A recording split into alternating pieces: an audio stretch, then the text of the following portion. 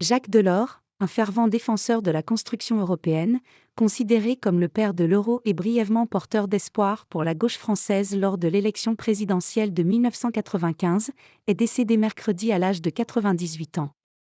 L'ancien président de la Commission européenne est décédé ce matin, mercredi, à son domicile parisien dans son sommeil, a annoncé à l'AFP sa fille Martine Aubry, maire socialiste de Lille.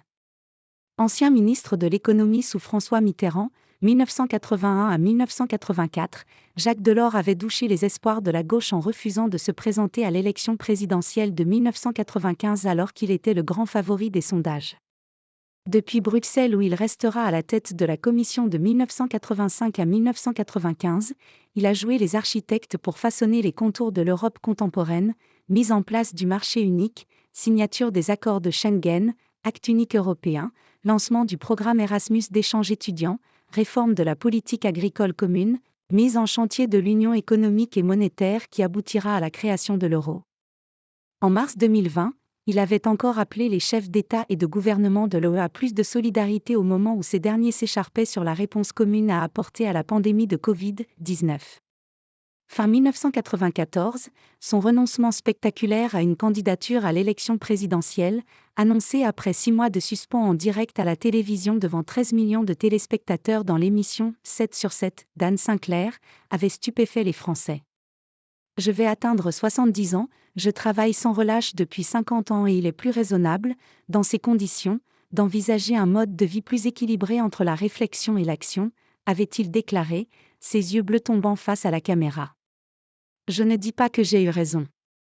Je n'ai pas de regrets, mais je ne dis pas que j'ai eu raison, avait-il commenté dans Le Point en 2021. J'avais un souci d'indépendance trop grand, et je me sentais différent de ceux qui m'entouraient. Ma façon de faire de la politique n'était pas la même. Sa carrière politique avait ensuite marqué le pas et c'est presque en simple militant que Jacques Delors avait poursuivi ses combats à partir du milieu des années 90. Avec ses centres de réflexion, Club Témoin ou Notre Europe, devenu ensuite Institut Jacques Delors et installé à Paris, Bruxelles et Berlin, il a plaidé jusqu'au bout pour un renforcement du fédéralisme européen, réclamant davantage d'audace à l'heure du Brexit et des attaques de populistes de tout acabit. Né à Paris le 20 juillet 1925 dans un milieu simple et catholique, Jacques Delors était passé du patronage de paroisse à la Jeunesse ouvrière chrétienne, JOC, à laquelle il reste lié toute sa vie.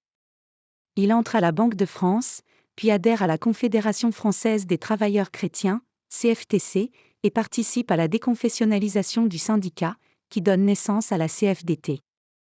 Cet admirateur de Pierre Mendès France avait attendu 1974 et l'âge de 49 ans pour s'encarter au PS, dans l'espoir d'être utile. Deuxième gauche française.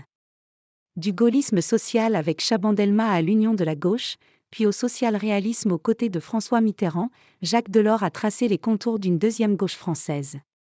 Je suis un social-démocrate, résumait-il dans Le Point. À la tête des finances publiques sous Mitterrand, il fut l'un des initiateurs du tournant de la rigueur à partir de 1982, évitant à la France de plonger dans l'inflation. Il s'est marié en 1948 avec une collègue partageant ses convictions syndicales et religieuses, Marie Le Fay, décédée en 2020. Ils auront 2 enfants, Martine Aubry, qui naît en 1950, puis Jean-Paul, né en 1953 et emporté par une leucémie en 1982.